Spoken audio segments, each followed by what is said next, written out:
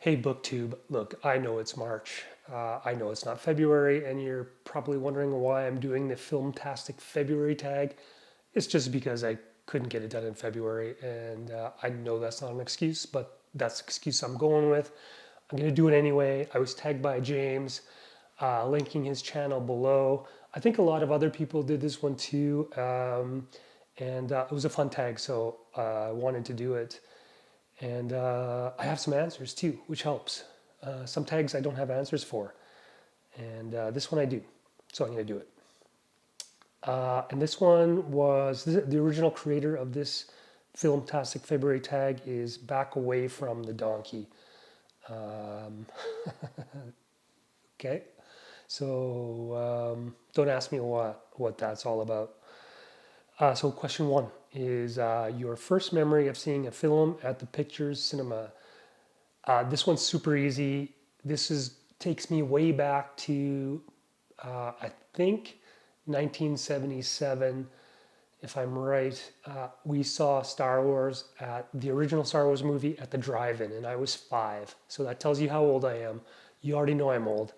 But I remember this is actually one of my first real solid concrete memories of my life. Actually, was seeing the first Star Wars at the drive-in. It was insane. I can remember it was like it was yesterday. Obviously, not the whole movie, but just I remember the X-wings flying through space, fighting the TIE fighters, and just like to me at that age, and this is back in the day, right, when kids didn't watch all this stuff. Like we didn't have any of this stuff on TV. Like it didn't exist. And to go see Star Wars like that at the drive-in, if you've never been because you're too young, it was absolutely insane. And I totally remember it. So answering that question was was why I wanted to do this video, because like that's all it made me. As soon as I saw that question, I was like, oh yeah, boom, right back in the drive-in at the age of 5, the tender age of 5. So anyway, thanks for the person that made this tag, taking me back. Yeah, number 2 is a book about a film. It can be behind the scenes, an autobiography, a work of fiction that includes a film as a main subject. So you're gonna think I'm a Star Wars fanboy, because the next couple of questions are gonna revolve around Star Wars, in addition to the first. And the book that I'm going to talk about is I had a buddy that lent me The Power of Myth by Joseph Campbell. And that's all about the hero's journey. And a big part of the book was how the hero's journey played out in the character of Luke Skywalker in the movie. And totally remember that. And actually think the hero's journey, Joseph Campbell, all that kind of those archetypal myth based sort of psychology is super interesting, is super awesome. The Carl Jung, all that stuff. So that's a book about a film because it's about the hero's journey, and that was the path that Luke took in the movie Star Wars. That is definitely connects. You can't say it doesn't. 3, novelization or tie-in book. I almost never read anything like that. I don't think I've ever read a novelization of a movie. And tie-in books I did read when I was a kid. I used to read a lot of those Star Wars books. Uh, Again, Star Wars fanboy. I don't anymore. Star Wars has kind of lost its magic. The contemporary stuff, I don't find it compelling.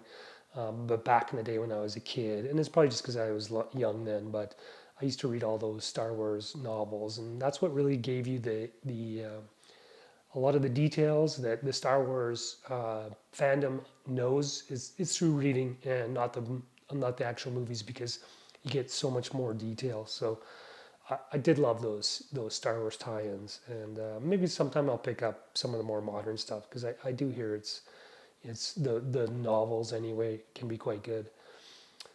4, a film about writers or writing. This was a hard one. I couldn't think of anything, and I know there's a lot of movies out there about writers. I originally thought The Shining was a good answer, and then I remembered that it was a book first before a movie, even though Jack in the movie is a writer.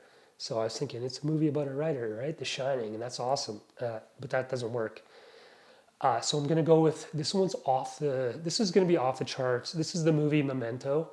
If you've ever seen it, it's about a guy that every day he wakes up and he has lost his memory. It's that I don't know what it is. It's like a syndrome or some sort of thing where you have no long term memory. But he's like solving his own sort of case, and he's tattooing on his body like the clues and the steps, and like tattooed across him. He looks in the mirror and it's like, don't believe their lies or whatever it was. It's been a while since I've seen it. So tattooing on the body is writing when it's written in English. And I'm going with the movie Memento. It's an old movie, haven't seen it for a long time. It was off the charts. I used to like those kind of off the chart movies. Now I'm too old for that. I'm not too old, but they're work now. I'd rather read an interesting book than watch an interesting movie. It's just times have changed. Number 5, a film that brings back fond memories. I'm going to say Princess Bride, actually. I love Princess Bride. I know the kids don't really get into it these days, but I thought that was just a fantastic movie. I've watched it so many times. It's just like a good movie through and through. It's about friendship. It's about, revenge. It's about, power. It's about all these things. And it's just funny and smart, and like the acting is perfect, and the characters are, the cast was amazing. It's just the best movie, and I'll never stop watching it. I'll never stop teasing people and calling them ROUSs. It's just the way I am. And yeah, Princess Bride. It's just great. Number 6, question 6. Film that made you want to read the book. A film that made you want to read the book. All Quiet on the Western Front is my answer for that. And I wanted to read. Well, actually haven't read the movie yet, but the existence of the movie, the fact that it is there, is what did compel me to read the book, because I want to see the movie, and I'd never actually read All Quiet on the Western Front. So I thought, well, if I'm going to see the movie, I got to actually read the book first, because it'll bug me if I don't. So I did read the book. Still never got around to watching the movie, but I'll do that soon. But yeah, so probably not what the question actually meant, but that's how it is. The existence of a movie often compels people to read the book first, because they don't want to read the book after the movie. I just think that you always need to read the book first, don't you? It's like you read the Harry Potter books before you watch the movies, as far as I'm concerned. It's just the way you have to do it. And I think that's like a hard and fast, no exception rule. Absolutely no exception. 8, films based on book story that bear no resemblance to the source.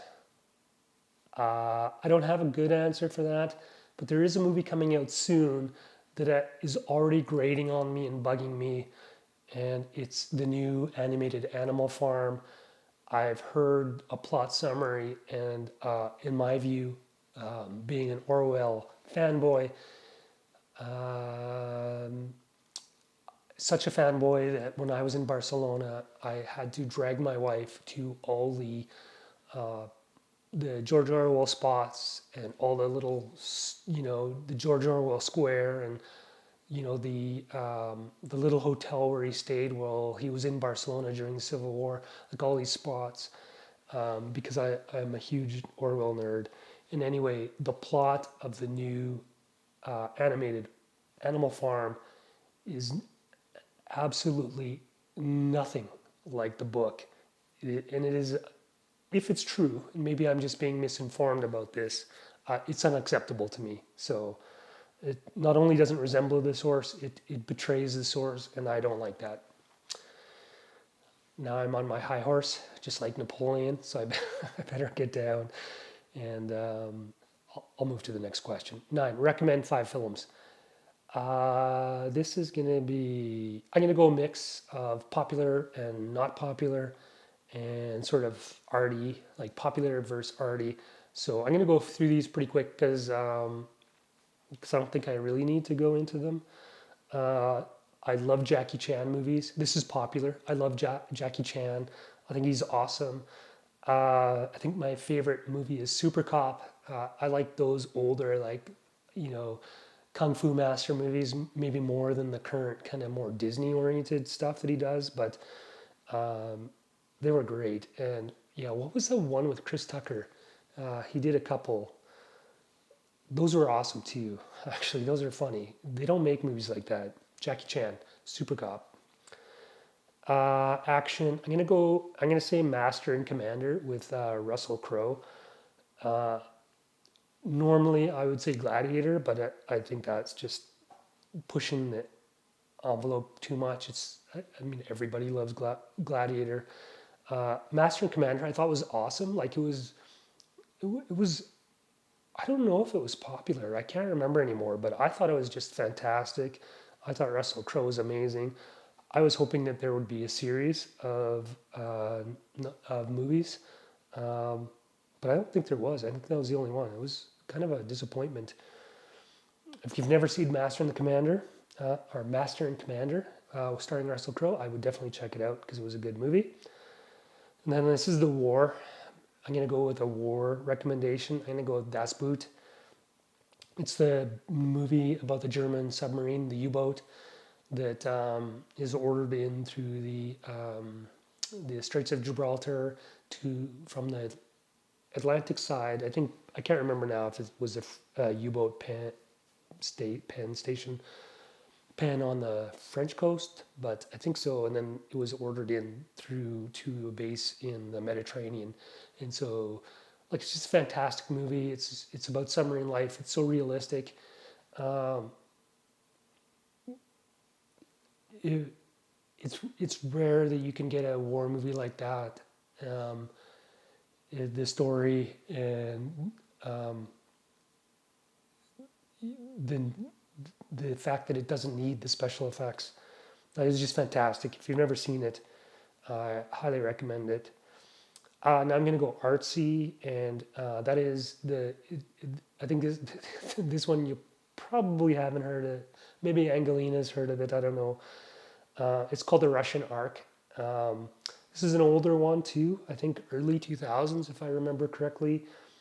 And this is a Russian movie, Russian cinema, and this was filmed in the Winter Palace in St. Petersburg, and it was I think, I don't know if it had ever been done before, but it was a one take shot. It was like a feature length film, but it was a one take, and it was through the rooms of the Winter Palace, the Hermitage, and